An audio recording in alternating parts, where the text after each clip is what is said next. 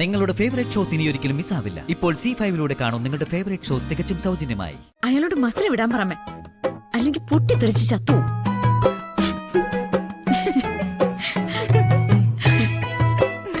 ഒന്നും മിണ്ടാതിരിക്കും. ഇവളുടെ ഈ നാവും വെച്ചോണ്ട് പുറത്തിറങ്ങിയ എത്ര പേരോട് ഒരു ദിവസം കോർക്കുന്നുണ്ടാവും. അവരൊക്കെ ഇനി ചോദ്യവും പറച്ചിലുമായിട്ട് ഇങ്ങോട്ടായിരിക്കും കയറി വരാൻ പോകുന്നത്. അതിന്റെയൊക്കെ നടുവി ചെന്നങ്ങ് നിന്നോണം മധ്യസ്ഥതയ്ക്ക്. എന്നാലേ അമ്മാവൻ പഠിക്കൂ. അങ്ങനൊന്നും ഉണ്ടാവില്ല. ഇല്ലായിരിക്കും. ഉണ്ടാവോ? അമ്മാവനായതുകൊണ്ട് ഞാനൊന്നും പറയുന്നില്ല. ഇല്ലായിരുന്നെങ്കിൽ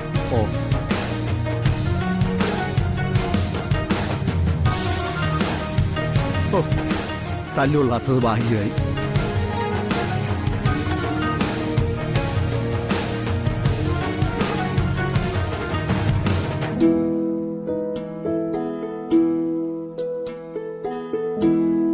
അമ്മേ, അല്പ സമാധാനമുള്ള സ്ഥലത്ത് താമസിക്കണം എന്നല്ലേ നമ്മൾ തീരുമാനിച്ചത്.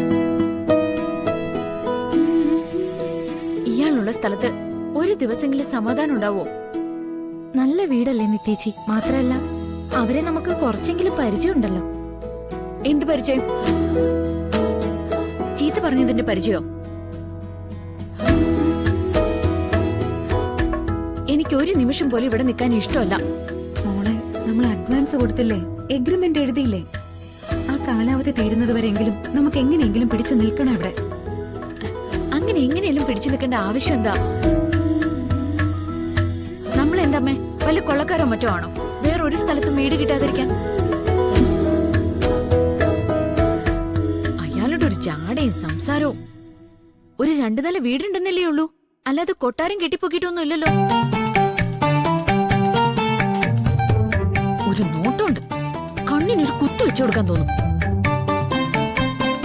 എന്റെ അമ്മാവനൊരു അബദ്ധം കാണിച്ചു. അതുകൊണ്ടാ നിങ്ങളിപ്പോ ഈ വീട്ടിനകത്ത് താമസിക്കുന്നത്.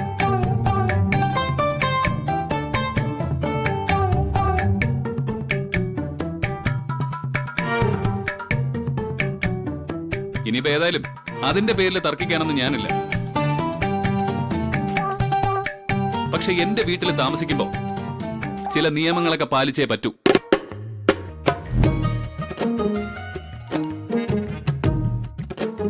ഞാൻ പറയുന്നൊക്കെ കേൾക്കേണ്ടി വരും. ഞങ്ങൾ എന്തിനാ താൻ പറയുന്ന അനുസരിച്ച് ജീവിക്കുന്നത്?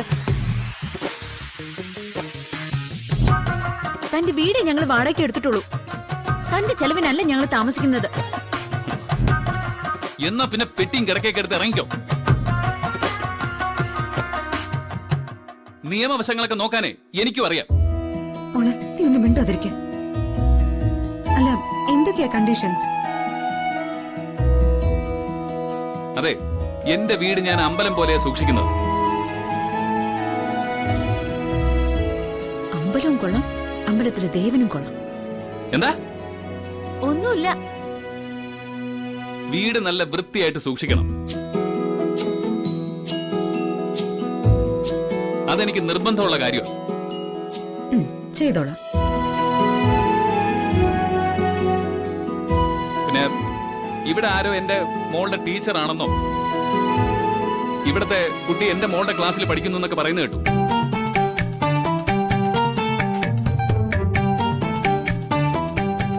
അതിന്റെ പേരിൽ ഇനി പ്രത്യേകിച്ച് ബന്ധങ്ങളൊന്നും ഉണ്ടാക്കാൻ നിൽക്കണ്ട. അതെനിക്കിഷ്ടമല്ല. ശരി.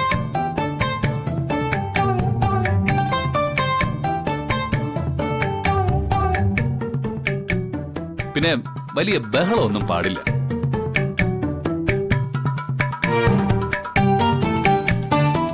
എന്റെ കുഞ്ഞിനും എനിക്കൊക്കെ സമാധാനമായിട്ട് കിടന്നു ഉറങ്ങണം. ഒരു വീടാകുമ്പോ ചിലപ്പോ പാത്രങ്ങൾ നിലത്ത് വീഴും, ചിലപ്പോ ശബ്ദവും ഉണ്ടാവും. അത്തരം ശബ്ദങ്ങളെ കുറിച്ചല്ല ഞാൻ ഇവിടെ പറയുന്നത്. പാത്രം വീണ ശബ്ദം ഉണ്ടാവുന്നുള്ളതൊക്കെ എനിക്കും അറിയാം. പിന്നെ നിങ്ങൾ ഇവിടുത്തെ താമസക്കാരല്ലാതെ വേറെ ആരും ഇവിടെ വരാനോ തങ്ങാനോ പാടില്ല. നിങ്ങൾ അന്വേഷിച്ച് വേറെ ആരും ഇവിടെ വരാനും പാടില്ല. ഞങ്ങൾക്കങ്ങനെ പ്രത്യേകിച്ച് ആരും വരാനൊന്നുമില്ല. നിങ്ങൾക്ക് ആളുണ്ടോ ഇല്ലെന്നൊന്നും എനിക്ക് അറിയേണ്ട കാര്യമില്ല. ഈ കണ്ടീഷനൊക്കെ സമ്മതമാണെങ്കിൽ ഇവിടെ താമസിക്കാം. ഞങ്ങൾ സമ്മതിച്ചു. ആ അതിപ്പോ നിങ്ങൾ പറഞ്ഞിട്ട് കാര്യമില്ല. ദേ അയാള് പറയണം.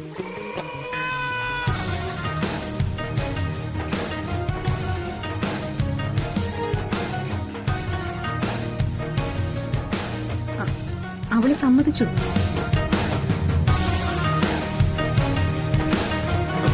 ആ ശരി,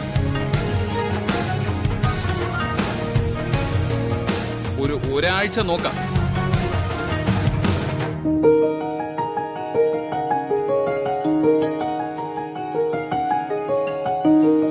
അത് കഴിഞ്ഞിട്ട് ഞാൻ എന്റെ തീരുമാനം പറയാം.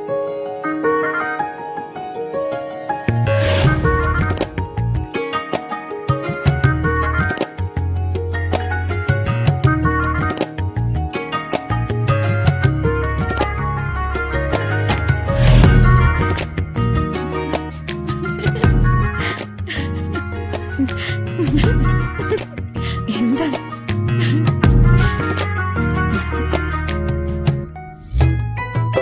അയാളോട് മസിൽ വിടാൻ പറമേ, അല്ലെങ്കിൽ പൊട്ടിത്തെറിച്ച് ചത്തു.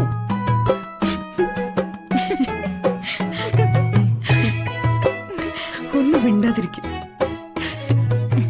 എന്തായാലും നമുക്കൊരു ഹൗസ് ഓണർ മാത്രമല്ല, നിത്യേച്ചിക്ക് നല്ലൊരു ശത്രുവിനെയും കിട്ടി. അയാള് പഠിക്കാൻ ഇരിക്കുന്നതേ ഉള്ളൂ. കാണിച്ചു കൊടുക്കാൻ ഞങ്ങൾക്ക്.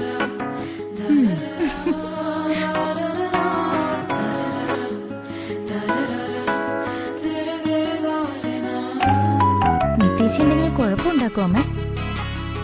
ഇവിടുന്ന് സങ്കടങ്ങൾ മറികടക്കാൻ ഇതൊക്കെ അവളുടെ ഓരോരോ സൂത്രങ്ങളല്ലേ.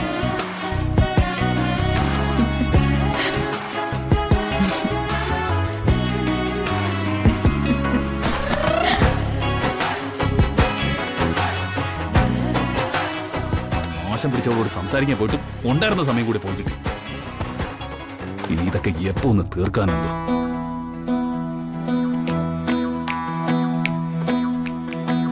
പിന്നെന്താടാ, രസമാണോടാ? തുടരുത്. അല്ല, സമയം പോയില്ലേ? സമയം വൈകിയാലും അതൊക്കെ ഞാൻ തന്നെ ചെയ്തോളാം. ഓ, അമ്മാവിന് ഞാൻ വേറൊരു ജോലി തരാം.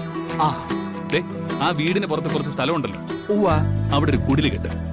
എന്നിട്ട് താഴെ കൊണ്ടുവന്നത് പോലെ നല്ല വാടകക്കാരുണ്ടെങ്കിൽ അവിടെ കൊണ്ടുപോയി താമസിപ്പിക്കും. ആ, നീ ഇതുവരെ കളഞ്ഞില്ലേ? കളയണം. എന്നെ കൊണ്ടൊന്നും കുറയിപ്പിക്കണ്ടോ?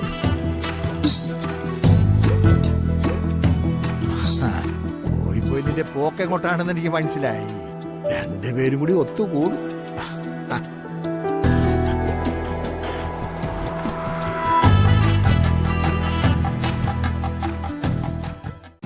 ഡൗൺലോഡ് ചെയ്യൂ C5 ആപ്പ്. കാണൂ എല്ലാ എപ്പിസോഡുകളും സൗജന്യമായി.